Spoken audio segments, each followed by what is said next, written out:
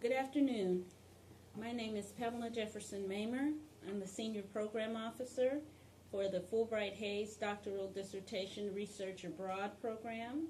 Today we're going to have our Technical Assistance webinar to help you with the application for both institutions and for student applicants.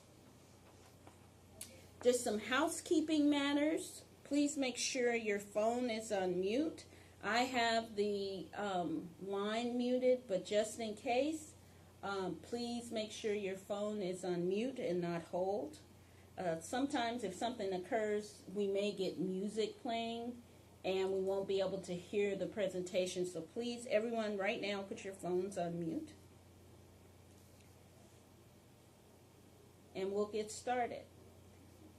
I may give a couple of minutes, but it'll be early talking about the program. If you want to ask questions, please use the chat feature on the left with the little balloon and type your question. And as we get to the question and answer session, I will look at the questions and then respond to them. And then for your questions, some folks sent in questions, and I'll try and make sure and answer those.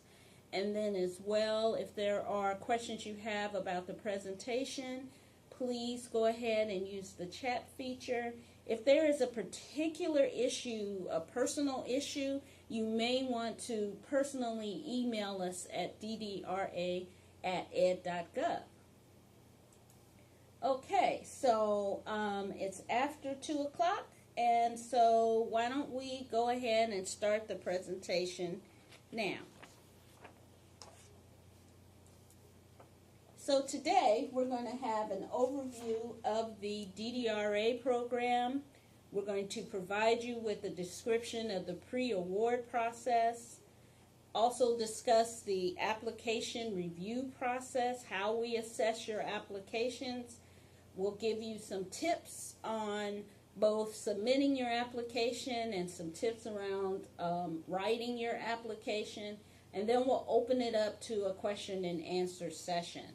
So I'll be here until 3:30, and to answer your questions and plan on that amount of time. If we end early and your question wasn't answered, please send me an email at ddra@ed.gov, and I will try to answer those as soon as I can.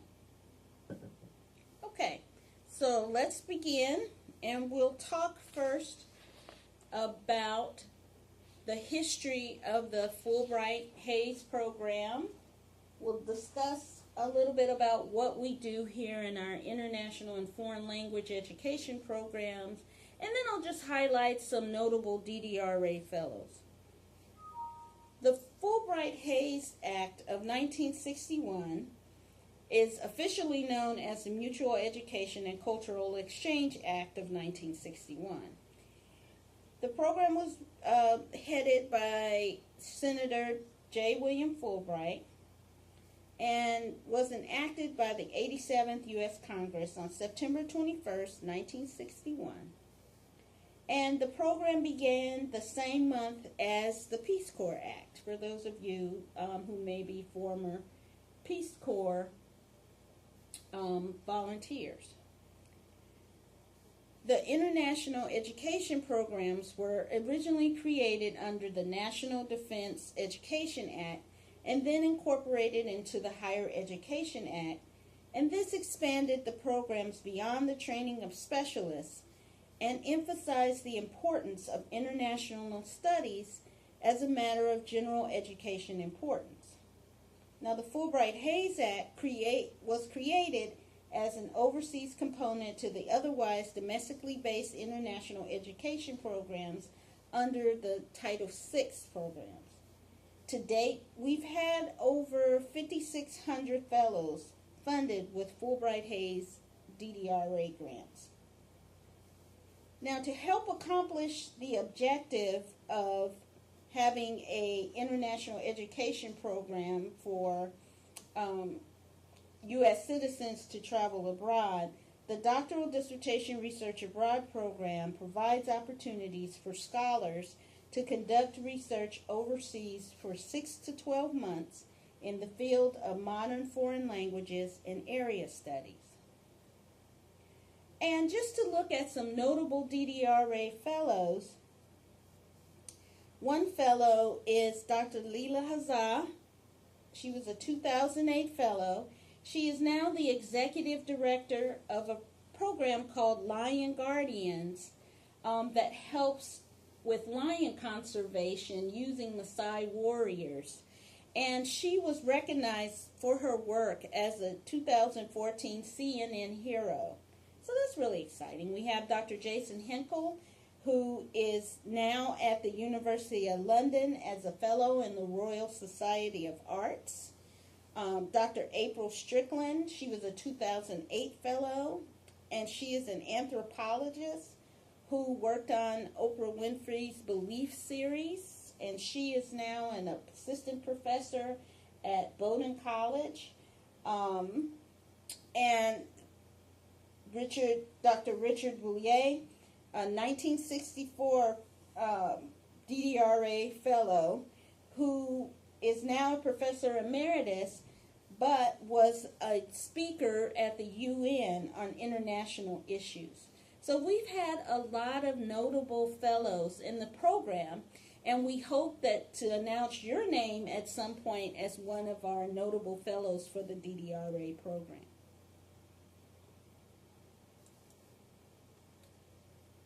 Okay, so let's talk about the DDRA Fellowship.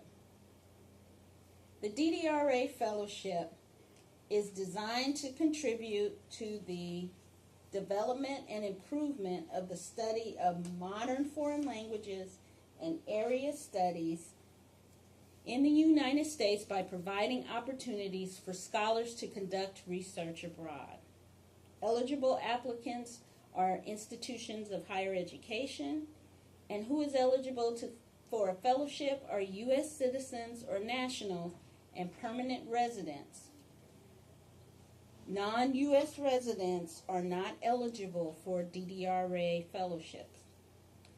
A graduate student must be in good standing at a U.S. institution of higher education.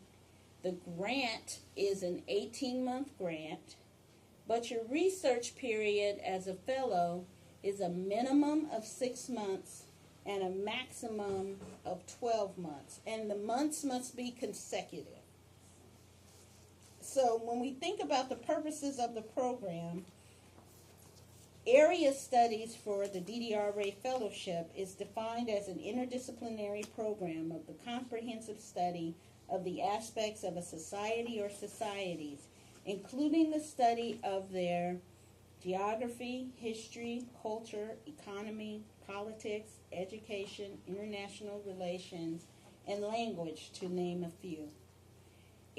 Since area studies is broadly defined, and we have had many different disciplines apply for the DDRA Fellowship each year.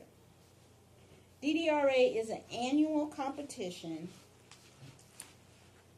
and the institution is awarded a grant for 18 months, usually from October 1st of one year to March 31st of 18 months later. So for example, our last competition, grants began October 1st of 2018, and they will be ending March 1st, 2020. A scholar in DDRA must travel for, I'm reiterating this again, for a minimum of 6 months and a maximum of 12 months.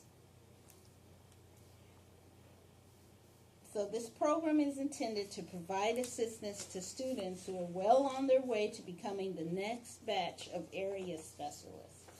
The program is not intended for someone who wants a new experience in research abroad and has never been in the field. the State Department Fulbright programs have programs that are more appropriate for new scholars.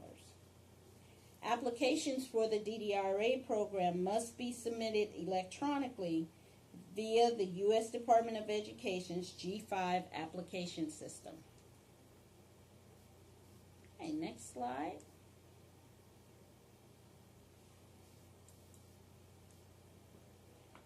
Okay, let's take a look at the 2019 competition priorities.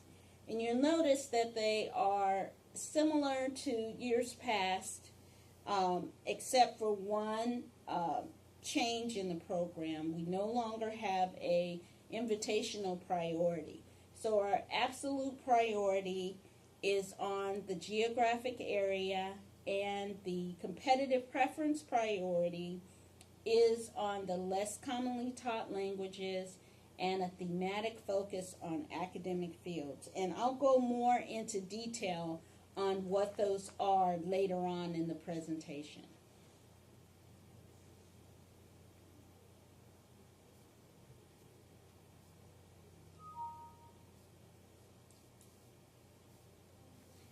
Okay, let's look at what our funding is going to be for our 2019 program.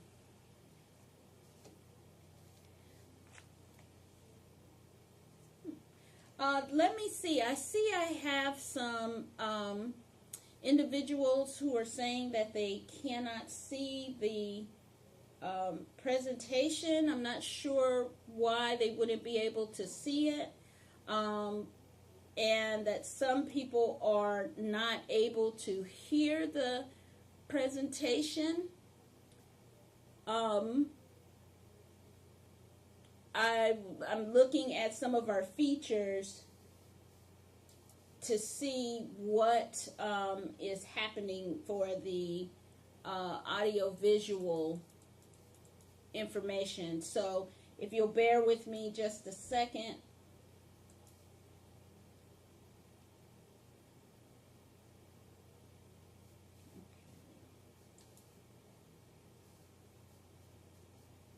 Okay. Let me see what we have. It says it's presenting. Okay, I'll continue, but if you have our slides, I tried to send out the slides to everyone who was listed in the email, and so I will call out the name of the slide, and you could follow along manually. You can hear me. If you remain unable to hear the presentation, please, we will try to record the session and have it up on our YouTube channel, and you can view the information from there.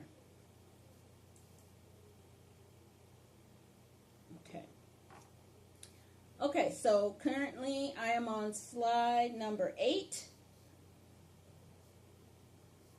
I'm moving to slide number 9.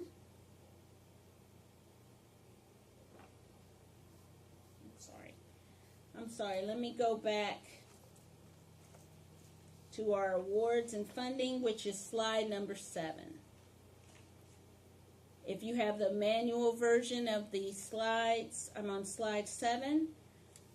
Our FY 2019 funds are, we have a little over $3.4 million to make our awards.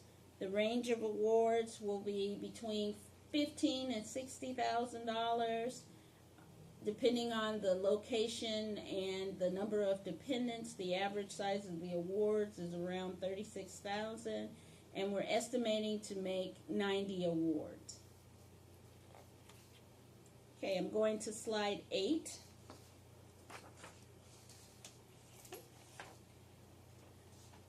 Once again, that the institution of higher education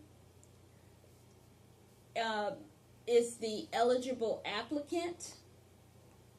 The students cannot submit an application on their own for the program. Each institutional applicant must appoint a DDRA project director who assumes the responsibility to register as a project director for their university, advise and guide students' applications, submit the entire application for the U.S. Department of Education, administer the grant and disperse funds, if awarded the grant, and serve as the point of contact for all fellows, regardless of their research topic or their discipline. And project directors and students must register in G5, our e-application system, as an institution. I would recommend that you do it at least 1 week in advance before the closing date, because we have to record that you are in the system and are registered in case something happens with the application. So I would highly recommend that you give yourself up to a week to have your application into the G5 system before the closing date. Okay, I'm going to go to slide 9.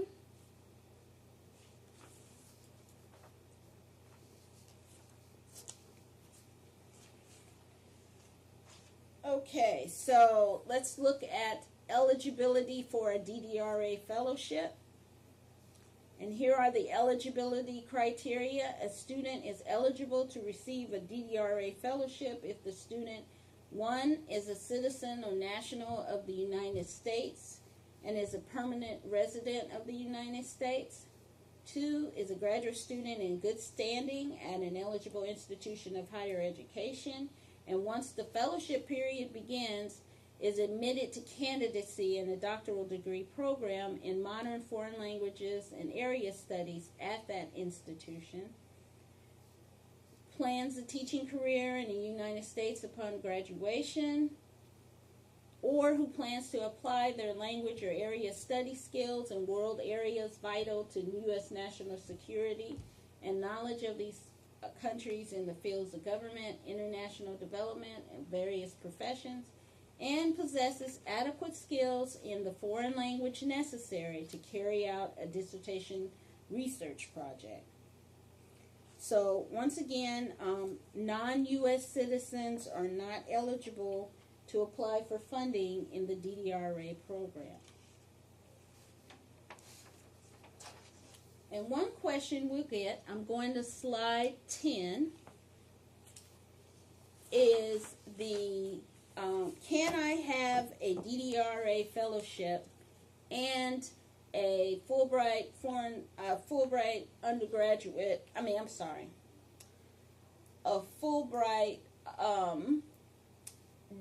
dissertation grant at the same time through the State Department and their collaboration with the IIE program, the Fulbright U.S. Student Program. Cannot hold a DDRA and a dissertation grant from the Fulbright U.S. Student Program simultaneously. You can apply for the Fulbright U.S. Student Program and the DDRA program at the same time, but we have a policy on accepting these awards. You cannot accept both awards at the same time. If you are selected for the IIE program and you attend orientation or you accept any funds from IIE Fulbright, you are deemed ineligible for DDRA, and the same is true of their program. So if you've received any funding from IIE, then you have in essence accepted their award over DDRA, and thus you are ineligible for DDRA. You cannot repay one program to take advantage of the other. There is no provision to repay a federal agency. So you'll have to weigh the benefits and costs of which, if you're so lucky as to be selected for both programs, you will have to make a decision on which program you are going to accept. Okay?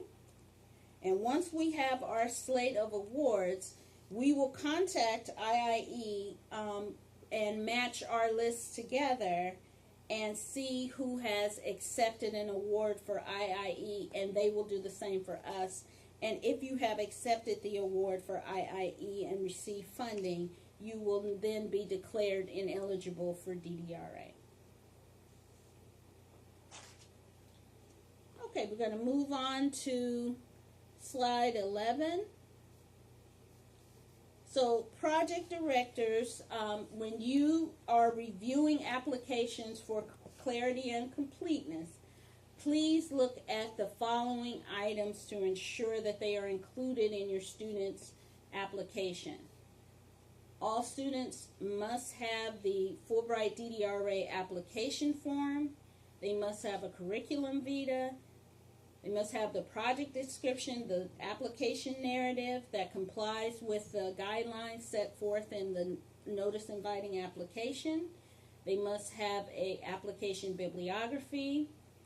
It should include 1 foreign language reference form, 3 graduate student reference forms, transcripts, a letter of affiliation from the host country. While not required, is very important. Many countries will ask for letters of affiliation, and the institutional review board narrative, if applicable to the research, must be included with the application. So project directors, for each application, please ensure that these items are included in your student submissions. Okay, we're going to move to slide 12. So what are the roles and responsibilities of each of the parts of the application? The institution, the fellows, and the referee. The institution is required to attend the technical assistance webinar, either by this session or when we record this session, so that you can have the information available to your applicants. A project director must be appointed and registered in G5. The project director must make the application materials available to all interested students. They would accept and screen applications in accordance to its own technical and academic criteria. The institution can set criteria in addition to our required Department of Education criteria. The institution should include student applications with the institutional application, and that process is in our G5 program, and administers the grant if fellowships are awarded, and disperse the funds to the students. The student's responsibilities for the application is to contact the project director for institutional information. Please, your project director or institutional contact is your first line of questions for the application. Please contact them first. You should register in G5. You initiate your emails to solicit your references for the application. You must submit your complete application in G5 and submit your institutional review board narrative to the project director to upload into G5. And then you are required to follow up with your project director for any questions that you have about your application. The referee is your references that you use for your graduate student reference form and your foreign language reference form.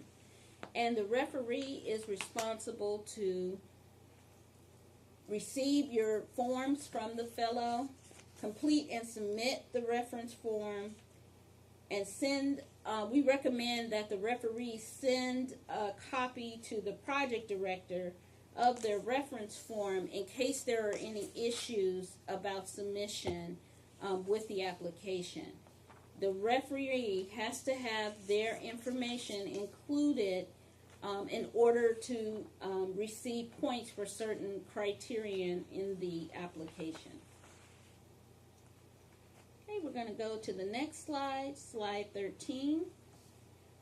Let me give you some information about G5, our e-application system. All applications are submitted through our Department of Education G5 e-application system. There are 7 required documents that the students must submit in G5, and the DDRA application form is an entirely electronic form in G5. So here you can see some tips around submitting your application. Students submit individual applications to the project director using G5. There's no manual process. There's no paper process that you submit your application to the Department of Education. Everything's conducted in G5. Your language and academic references, submit forms to the project director using G5. The student does not see those references until later in the process if they're chosen to view those, have the students view those. References using servers overseas, this is important, may not be able to submit forms in G5. G5 is a U.S. Governmental server, and typically you cannot transmit information from a foreign server to a U.S. government server. So it's preferred that your references are here in the U.S. or using a U.S. server to transmit the information into G5. We wouldn't have any control over submitting, including references that are not allowed into the G5 system. Okay. The remaining documents, when you upload documents, they must be saved as PDFs. Your PDFs must be unlocked or unprotected in order for G5 to accept the submission. Your curriculum vitae should include the applicant's language status, whether they are a native speaker, a heritage speaker, a non-native speaker, or a non-heritage speaker. And I'll talk more about those definitions later. The product description or application narrative and bibliography must comply with the guidelines included in the application package and the notice inviting applications. Applications that exceed page limits and do not comply with the guidelines may be rejected, and there is no appeal for this requirement. Reference forms must be submitted by the referee noted by the applicant.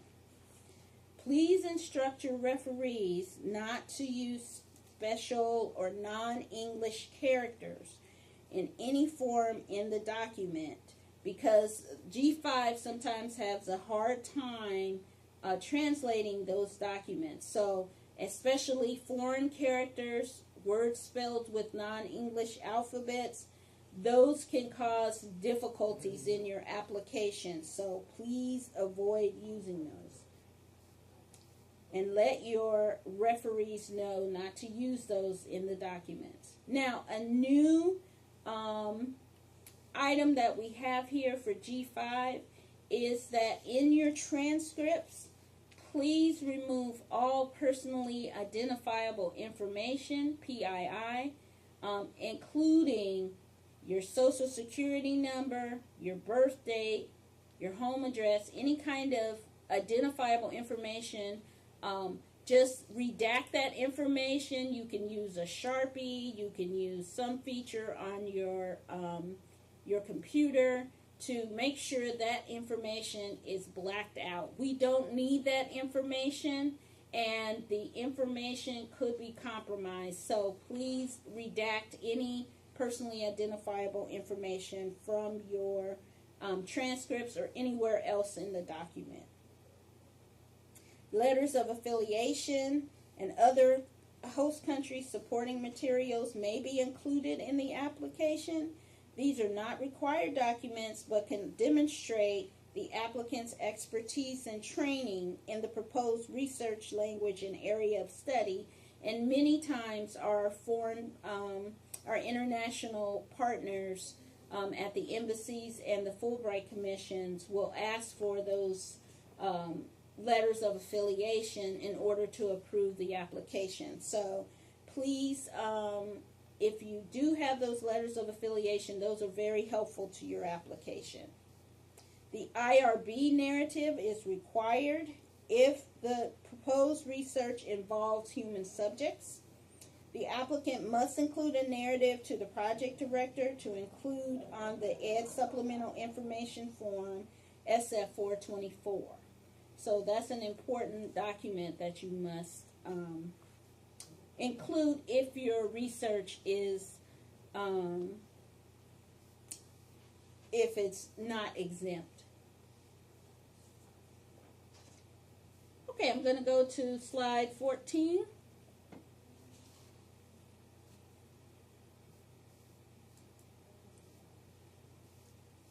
Okay, now this, I get questions about these things, and so remember this discussion, copy this page. So when you're completing the application, fellows must select no to the question in the registration process. Are you registering as a fellowship as a Fulbright-Hays doctoral dissertation or faculty abroad director? Okay, the answer to that question is no. Fellows, please instruct your referee to print and send a copy of the reference form and letter to the project director. In order to see your DDRA reference forms, fellowship applicants need to at least save a draft of the DDRA form with their name, institution, country of research, and language. After that, then the reference forms will appear, and then you can select your referee and send them the information. So that's how you see the references in the G5 system. Okay, follow those steps. Project directors, you register as an applicant in G5, not as a project director in the G5 profile. And I'll send out, if you email me at ddra@ed.gov, instructions for how to complete your application in G5. Project directors officially submit the institution and all individual student applications, reference forms, narratives, and other required forms using G5 only. Make sure all applicants and referees hit submit to complete their application submission. We've had instances of applicants and institutions forgetting to hit submit, and their application was not included, or it wasn't submitted to the department for review. So that's an important part. Okay? Okay, I'm going to go to slide 15. And this is Department of Education Eligibility Screening. We screen all applications for technical eligibility, and you see what the areas we look for in institutions. We need to have a registered project director, that the institution has a DUNS number and a taxpayer identification number, and then as well for students that you're a U.S. citizen, you're in academic good standing. Important that DDRA applicants cannot be in default on student loans, and that you are not accepting other federal grants or award that are similar in nature to the DDRA funding. So any U.S. institution of higher education is eligible to participate in the DDRA competition. Non-U.S. institutions are not eligible to apply for the DDRA program. Okay. Again, students are not eligible to receive other federal grants such as IIE, Boren, IREX, Japan Foundation Fellowships in the same fiscal year as they received the DDRA Fellowship. Students who default on their student loans are not eligible to apply. And students who receive support for more than 6 months in the DDRA Fellowship and for some reason something happens or occurs, you would not be eligible to reapply to the fellowship. Okay?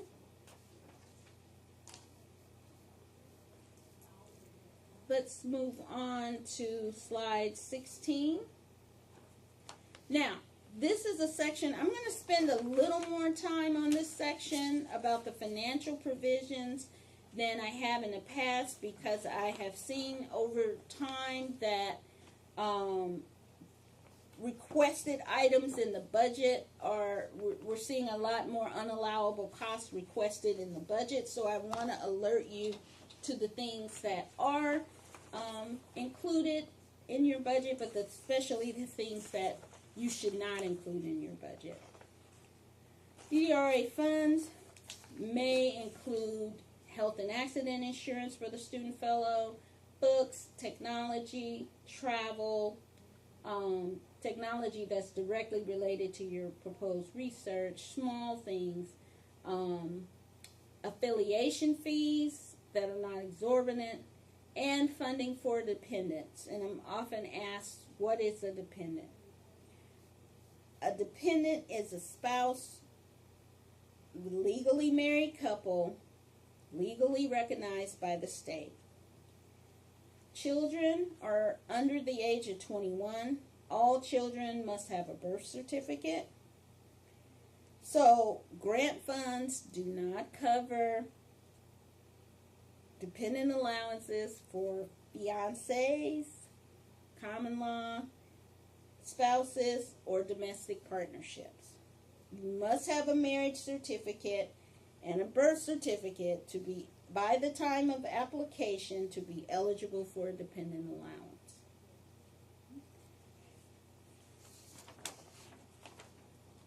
Okay, let's move to the next slide, slide 17. Let's talk about the things that are not covered under the DDRA Fellowship. Okay. The DDRA Fellowship does not provide funds for research or project-related activities or expenses conducted in the U.S., gifts, stipends, salaries, monetary honoraria for research subjects, research assistants, transcription, translation services. Those items, please do not include those in your DDRA budget. They'll be removed and you won't receive funding for those items. The reason we cannot provide monetary funding for gifts, stipends, and the other items is because DDRA funds are specifically for the DDRA fellow and their dependent. That's it. We don't provide funding for anyone else. Reimbursement for travel not approved for the Department of Education. Any allowances for dependents not accompanying the fellow for the entire research period. So we don't have a stop out or vacation policy in the DDRA program. Your dependent has to remain with you the entire DDRA fellowship, your research period. So a person can't have their son or daughter living in the U.S. while they're on the DDRA fellowship and then come and visit them for the summer and then go back home. That's not allowed. So any dependents, spouse or children must accompany them the entire research period, okay, for funding. If they don't, you will be expected to refund the department the entire dependents allowance, okay? We don't provide travel funding for dependents. That's not included in DDRA. This is one we get quite often, is I'll see budgets for cars or mopeds or scooters or motorcycles. DDRA cannot fund any of these items. You cannot use federal funds to pay for personal vehicles. So please do not include those in your budgets. We can't pay for those, and I'll remove those. Travel and expenses not directly related to the project. We don't provide funding for any changes in your itinerary or in your grant agreement. Any changes you make, you will have to fund those changes. This is one that's been coming up quite frequently. Funding for pre-award costs. The DDRA funds are for costs for your research and your travel after you've received your identifying documents, which means a passport, a visa, a photo, any other identifying documents, your research permission activities. All of those are pre-award costs, including any travel you must make to obtain your visa is considered a pre-award cost that's not covered by DDRA. So please don't include those in your budgets, and if you are awarded those budgets and you find that the country is requiring you to go to the country in order to get your visa or research permission, those costs will have to be borne by the fellowship, by the fellow themselves. Okay, we don't provide funding for physical examination, immunization, or other medical expenses, tuition or fees for study for projects conducted in the U.S., and any obligations not incurred within the grant period. So any costs before the GAR is approved, any costs after the grant ends cannot be supported by DDRA funding. Okay, some other things to consider with the budget. We cannot pay for any conference costs, hotels, per diem, meals are not allowable. No first class travel or any travel costs for dependents. No equipment that lasts beyond the life of the grant. Things again such as cars, cell phones, things of that nature. Those you will have to fund those costs yourselves. Internet access is a part of the maintenance allowance and not included in your project allowance. I know it sounds like I'm going over a lot, but I'm seeing a lot of these costs in your budgets, and they should not be included in those budgets. So please do not include any of these items into either your project allowance or your international travel. Okay, so let's move on to the next slide. Slide 18. And now we're going to get into the section around the technical review. So if you look at the slide, there are two parts to the application. There's the quality of the proposed project, which is worth a maximum of 60 points, and the qualifications of the applicants, which is for a maximum of 40 points. So your DDRA, the bulk of the application are in those two categories. And then we have our competitive preference priorities, which are our language priority, which is worth 2 points, and the competitive preference 2, which is on the academic field, and that is worth 3 points. So in total, you are eligible to receive up to 105 points for the DDRA application. The applications, when we do our review, are divided into the 7 world areas. So whatever countries you're applying to, we will put your application in that world area, and reviewers who are specialists in that world area will review your application. And our peer reviewers are comprised of area and foreign language specialists with experience in advising PhD candidates, and we also have former DDRA Fellows who are serving as reviewers. A maximum of 3 to 4 peer reviews meet via phone conference to discuss their independent scores in the two areas of the quality of the proposed project and qualification of applicant areas and the competitive preference priorities. The program officer compiles each independent score to determine a total score for the applicant. Total scores, which are ranked from highest score to lowest scores, are used to develop the slate of awards to fund the applications regardless of world area. And the peer review process usually takes about 2 to 3 weeks, depending on the number of applications we receive. Okay, so I'm going to go to the next slide, slide 19. And I'm going to give you some information about what we're looking for under each criterion, and provide you later after this with some tips on the technical review. So as you can see, these are the selection criteria for the DDRA application.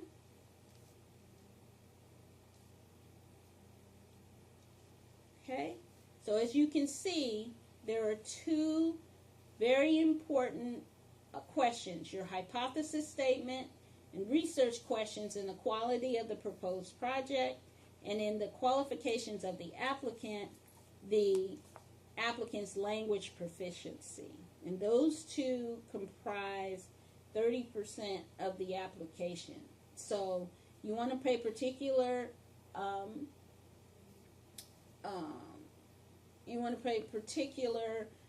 importance to those questions that are highly scored in the application.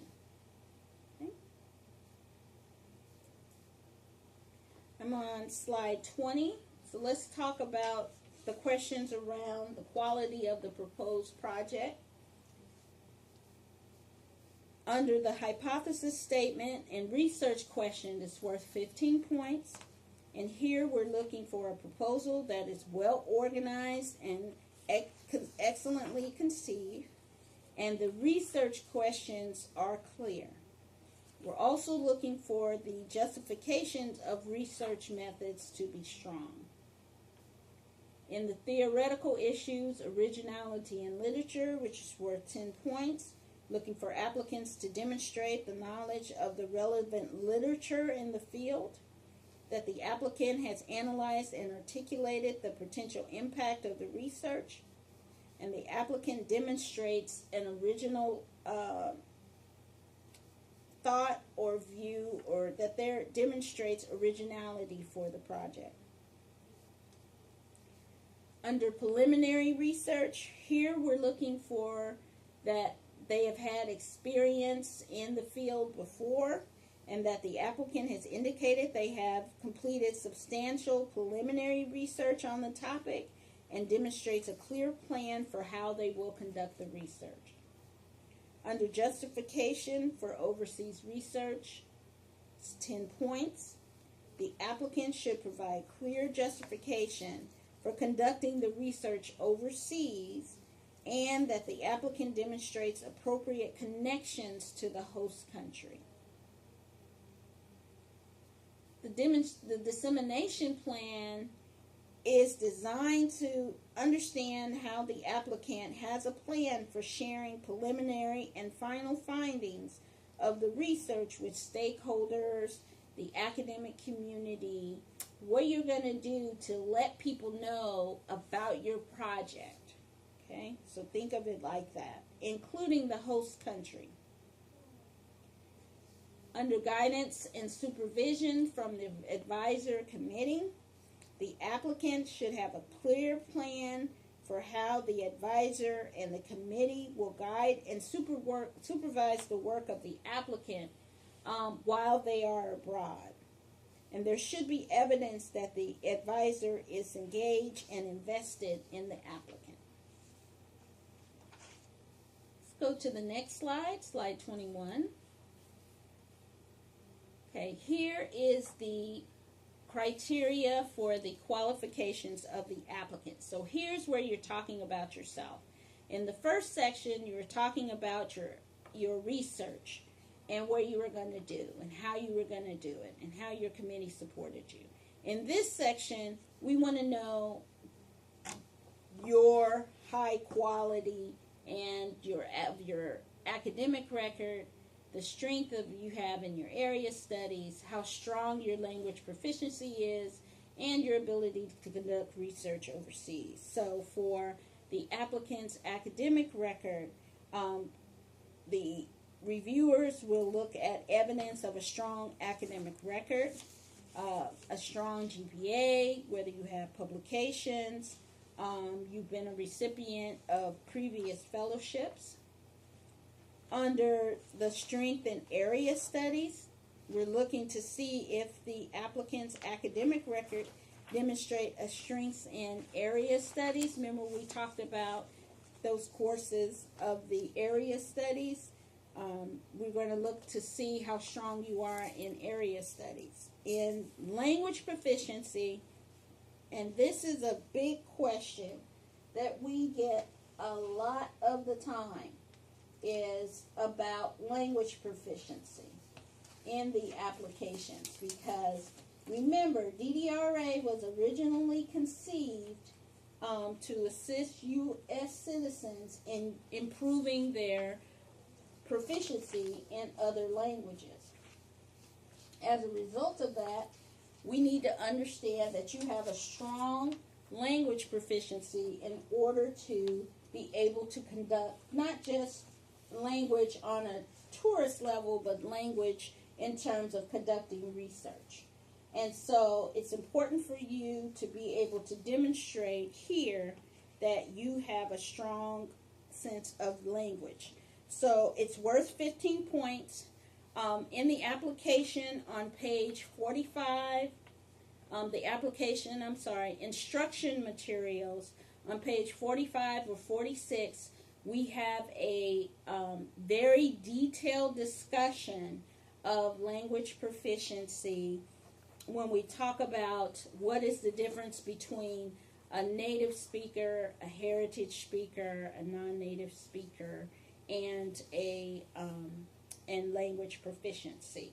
So you should take a look at that material information there about language proficiency and a non-native speaker versus a heritage speaker versus a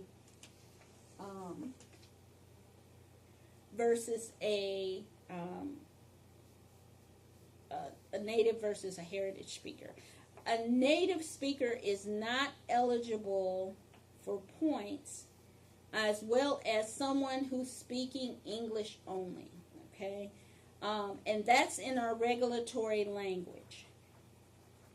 Okay, so when you're looking at the question, if you're prepared to only use English in your research, you will not receive points in this criteria.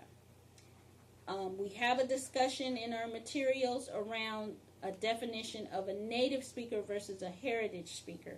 But generally, a heritage speaker learned the language in school, and a native speaker spoke the language from the earliest of ages. And so in your CV, you need to indicate whether or not you're a native speaker, heritage speaker, non-native speaker, and your level of proficiency in the languages that you're using. Okay? But it's pretty clear in the question. It says English only using and native speakers are not eligible for points. So if you are a native speaker and you have an additional language that you are going to use in the in your research, then that's certainly eligible for us to consider in replace of your native language. Okay, so I would advise you, if you are a native speaker, that you have an additional language that you're proficient in other than English, if you're going to apply for DDRA, because 15 points lost from the application more than likely will mean that you are not competitive in terms of funding for the application. Okay, I'm sure I'll get a lot of questions about that, but in a nutshell, that's what it means. Okay, I'm going to switch to the next slide. Let's talk about the competitive preference priorities. For a second, an absolute priority means that all applications must address this priority. And the priority for DDRA is that all applications must address one of the 7 geographic regions.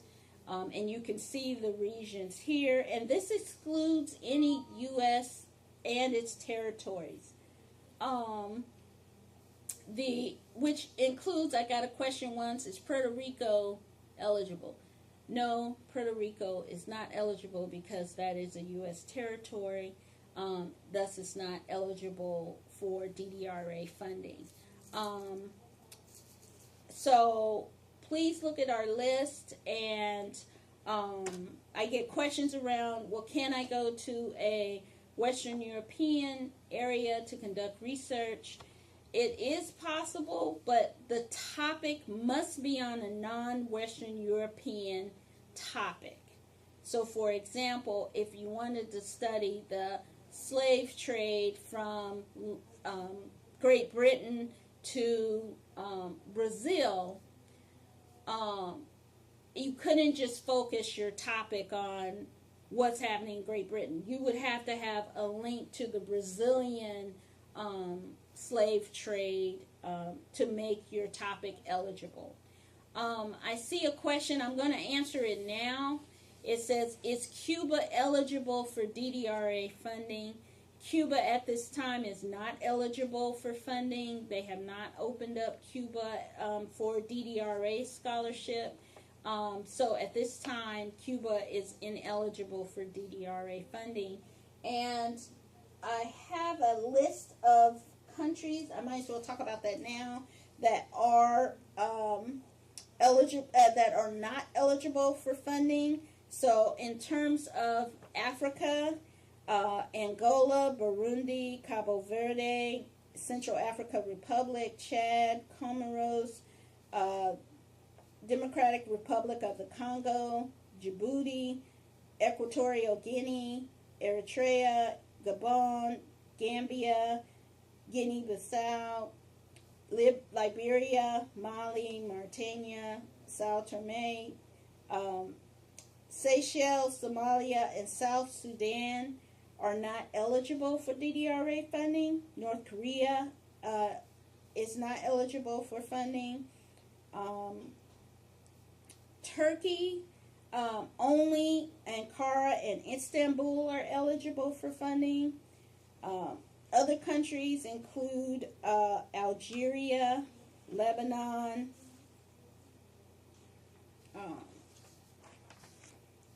Syria, Yemen, Libya, Gaza, Iran, Iraq, Saudi Arabia, Tunisia, the West Bank. Those countries are not eligible. Egypt, we're still in consultation. As of right now, it is not eligible. If you plan to conduct research in Oman or Qatar, contact us. Those countries are still in flux right now. Afghanistan, Bangladesh, Pakistan, Turkmenistan, those are not eligible. And for the Western Hemisphere, again, Cuba, Haiti, Nicaragua, and Venezuela are not eligible for DDRA funding.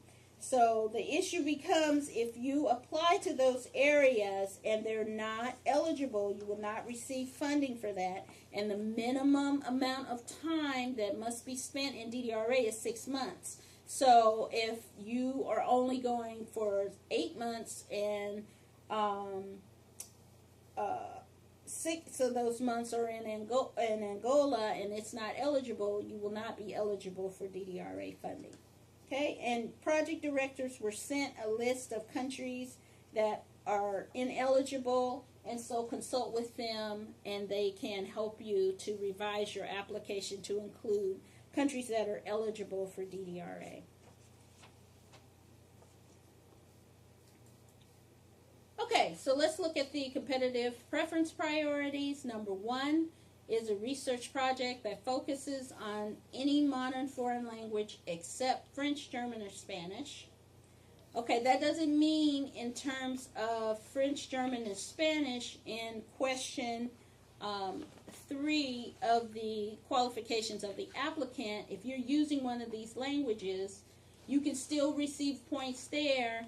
It's just that if you're only using French, German, or Spanish, you will not receive competitive preference priority points for those languages.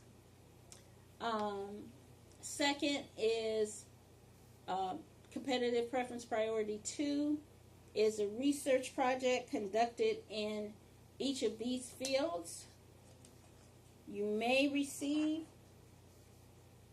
funding for these fields. Computer science is new. So take a look at these fields. If you are in one of these fields, we'll take a look and see if it's eligible. The points are absolute, so you will either receive 2 points or 0 points, or you receive 3 points or 0 points. Okay, there are no half points or percentage points that you receive for these criteria. And when we talk about competitive preference priority 1, we're talking about when we say modern foreign languages, these are living languages. So languages that are antiquated, such as Latin or Sanskrit or hieroglyphics or Dothraki or Klingon or something like that, are not eligible for DDRA funding. Okay. Somebody might laugh out there, but I've received questions about non-living languages. Okay, so let's look at, we're getting close to the end here. We're getting on some application tips.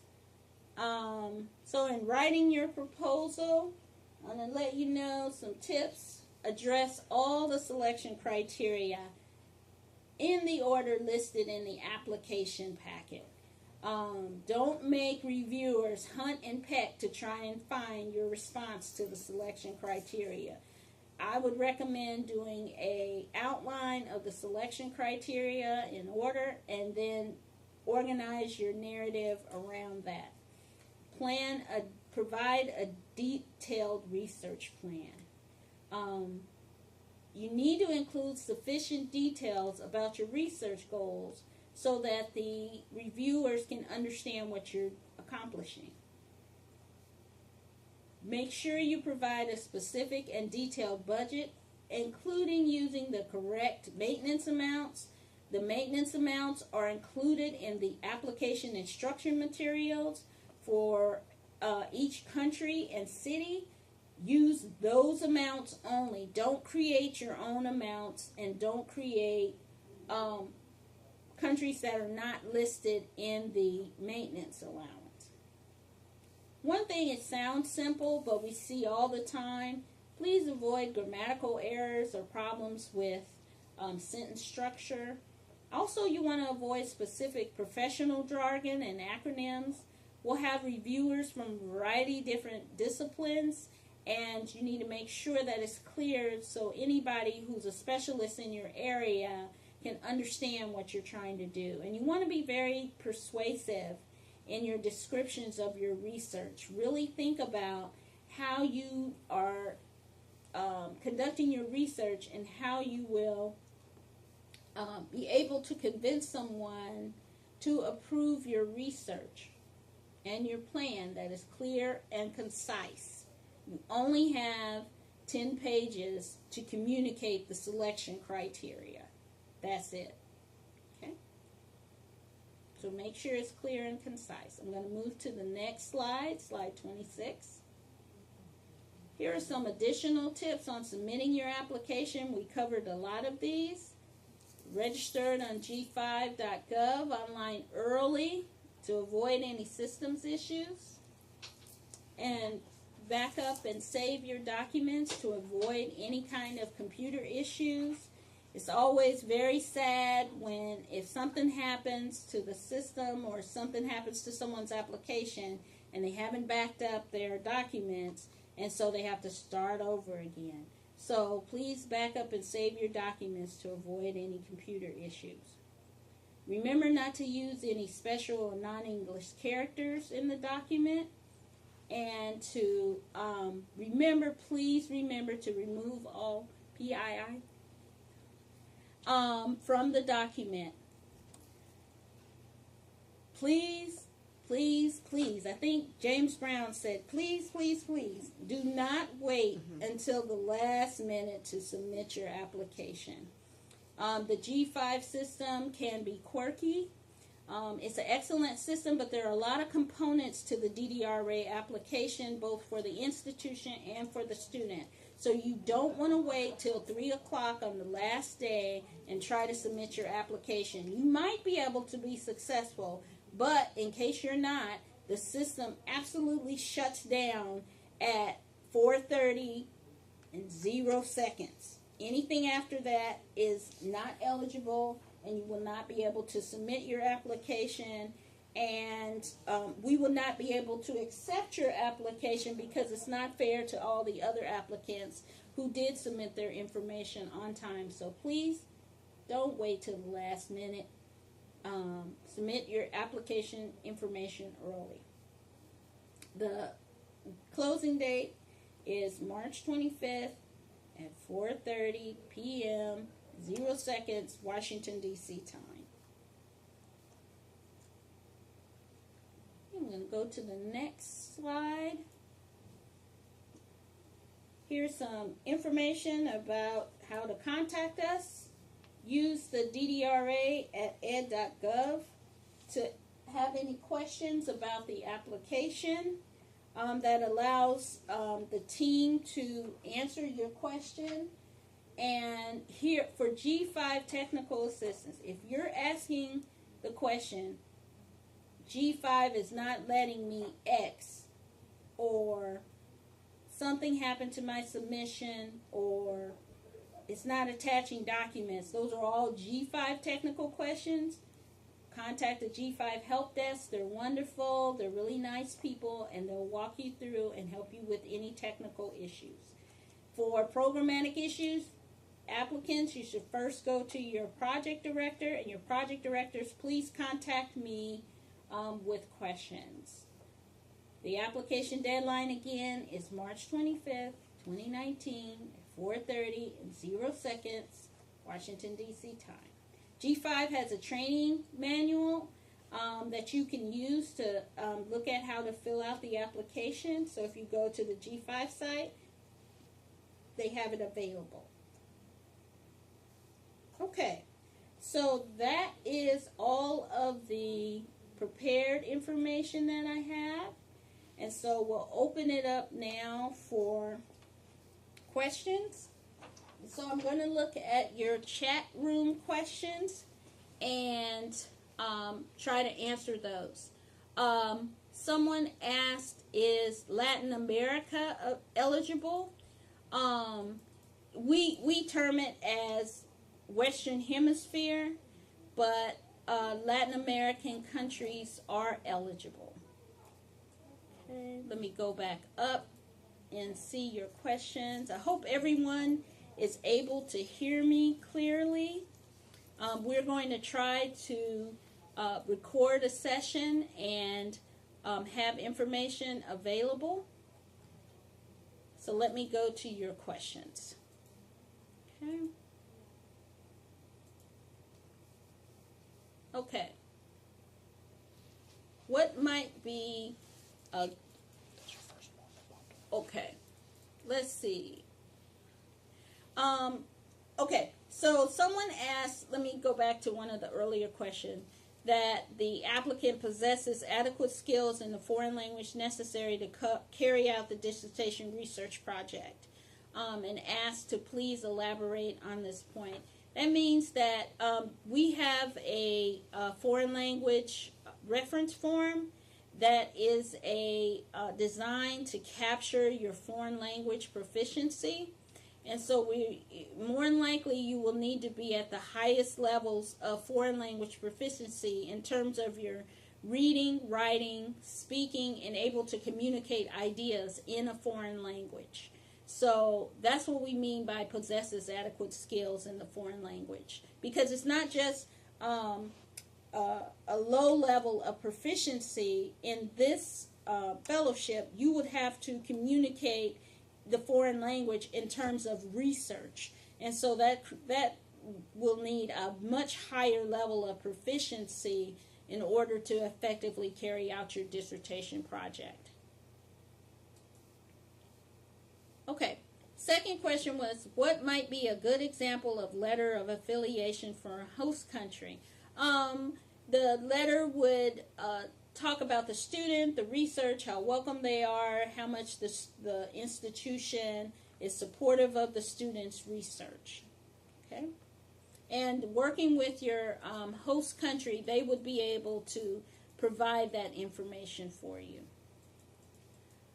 Okay, someone asked about if I could speak more about the 10-page narrative. Have more specific, other fellowships that they've applied for have been more specific about what should be included, such as relevant work you're engaging with, furthering methodology. They understand that there is no formula for a successful narrative, but could you be more specific about the components? We go through that pretty extensively in the application materials. And so I would recommend that you really take a look at those materials, because we spend a lot of time in the application materials highlighting what makes a great application.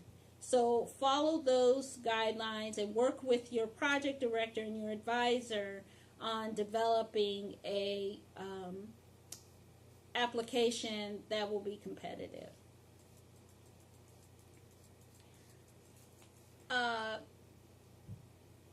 Someone asked regarding number 9 on the application checklist, the wording indicates that the applicants must submit an IRB narrative, if applicable. In past years, all applicants needed to complete this document, even if the proposed research was exempt.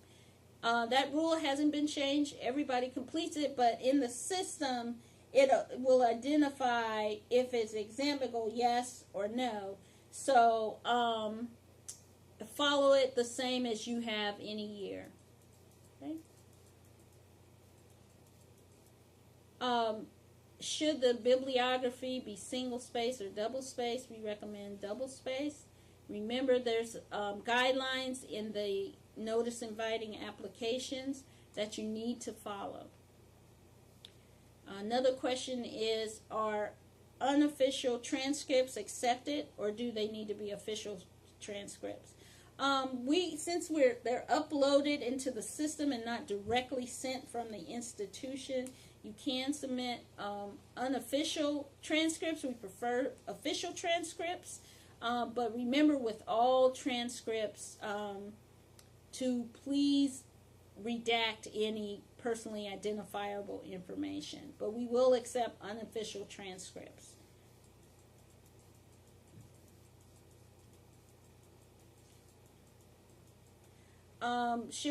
Someone asked, should we redact our information from letters of affiliation as well? If it is personally identifiable information, like maybe it has a passport number or something like that, you could just block out that information.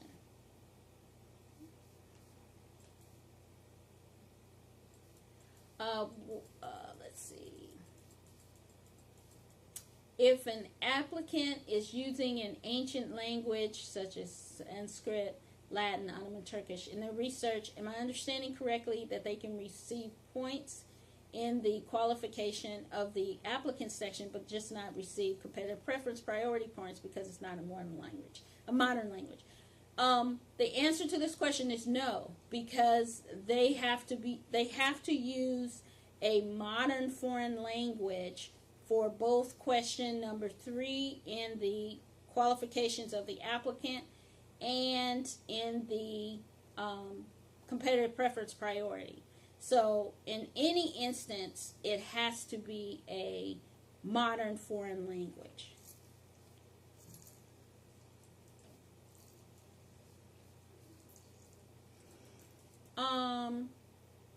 I'm not sure if this, if I'm understanding one question. I'm going to answer it in a way that is typical of what can happen. Is there a way to petition a change in the dates if something were to happen? So I think the person means is if there's a situation, for example, where you expected to receive your visa or your research permission in a quick amount of time, you wanted to travel, say, by mid-November, but the process actually took 3 months instead of 1 month. Could you change your dates? The answer is yes, you could change your dates for something like that. We recommend that if you have any major life events, you're getting married, or your dog's getting married, or something that you feel like you need to stay in the U.S. to go to, that you start your DDRA research after that event. Because once you start your DDRA research, there's no vacation policy in the program. So you are expected to conduct your research in however many months consecutively that you are in the program without any breaks in the research. Okay? So any big conferences or major life events, please schedule your time in DDRA after those events occur. Oh, okay. One question is, what if we finish our dissertation research before the end of the 18-month institutional period? Let me make the distinction. The institutional grant is for 18 months. Your dissertation research period is 6 to 12 months. So you will finish your dissertation research before the end of the 18-month institutional period. Okay, so you only have 6 to 12 months to do your DDRA research.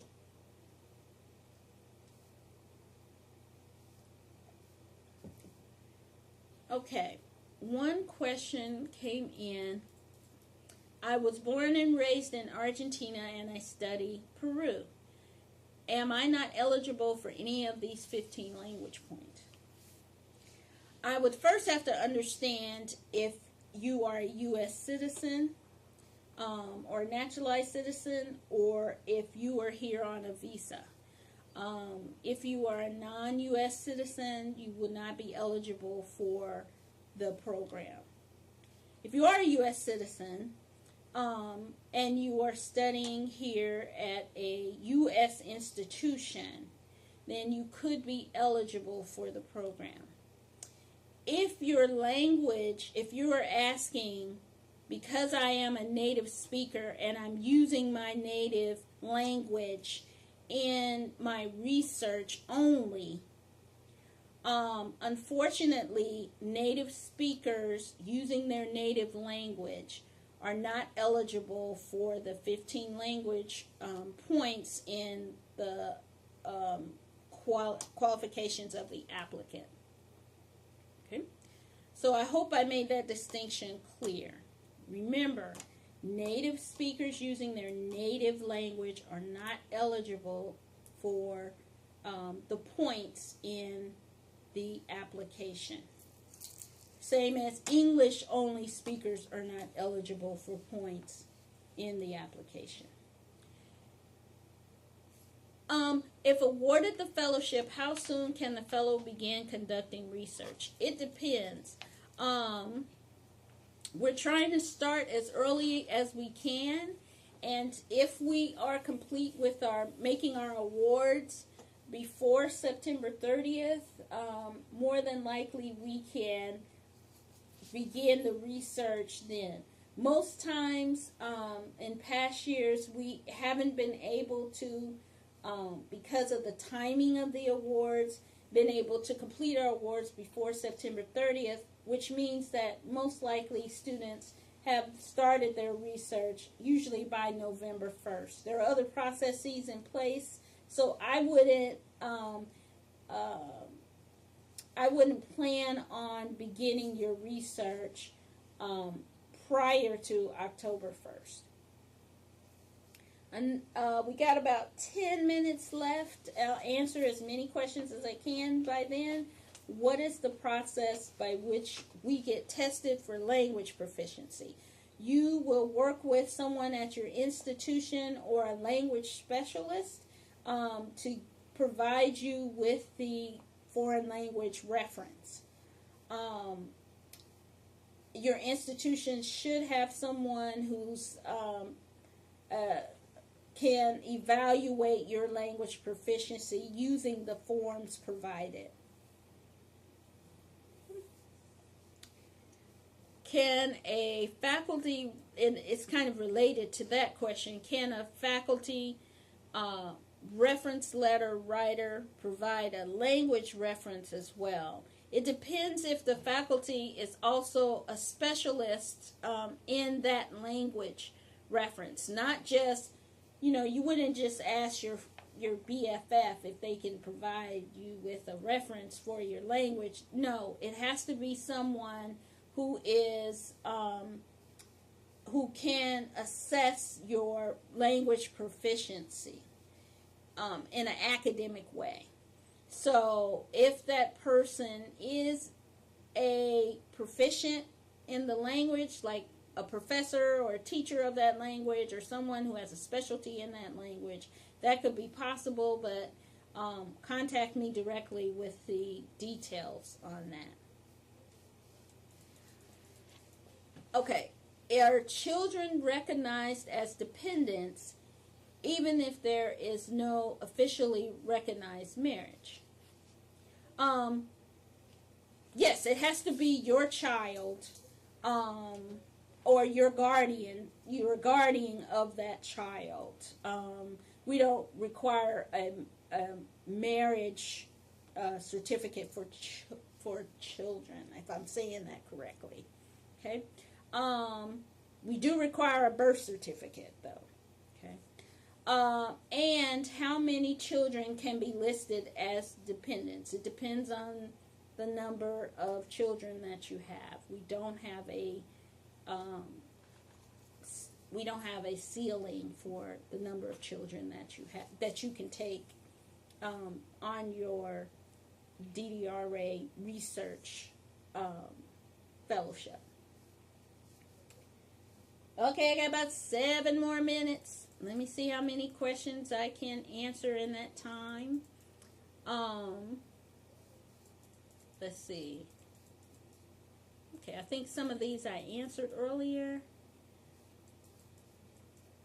Okay, do you have an anticipated timeline of when you expect award announcements to be made? We are hoping that we can announce the awards a little earlier, but our absolute deadline date is all awards will be made and announced by September 30th of this year. Okay, could you address eligibility for dual citizens? We have interested applicants who hold U.S. citizenship but are citizens of other countries. It depends on the country. Sometimes some countries have no difficulties with dual citizenships, but sometimes there are countries that have restrictions on whether their citizens can also participate in the program. So it would depend on the country. Right now, a person who wants to study in Russia has to be a U.S. citizen and cannot be a dual citizen of Russia. And other countries have this, but I would have to speak to you directly and contact that country to see what their requirements are. Because sometimes they deny the fellowship for citizens of their country. Okay. It looks like that is all the questions that I have. I can have one more, I think, if someone else wants to type one in. But my voice, I think, is going out a little bit. And if you do have any other questions, please send them to ddra@ed.gov,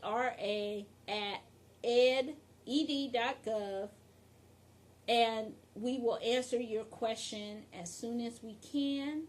And I appreciate everyone who participated today. We apologize for any technical difficulties that we might have had. But we're going to try and record this session and put it up for everyone to be able to download at a time that is convenient for them. Good luck, everyone, and I look forward to seeing lots and lots of applications from very good applicants.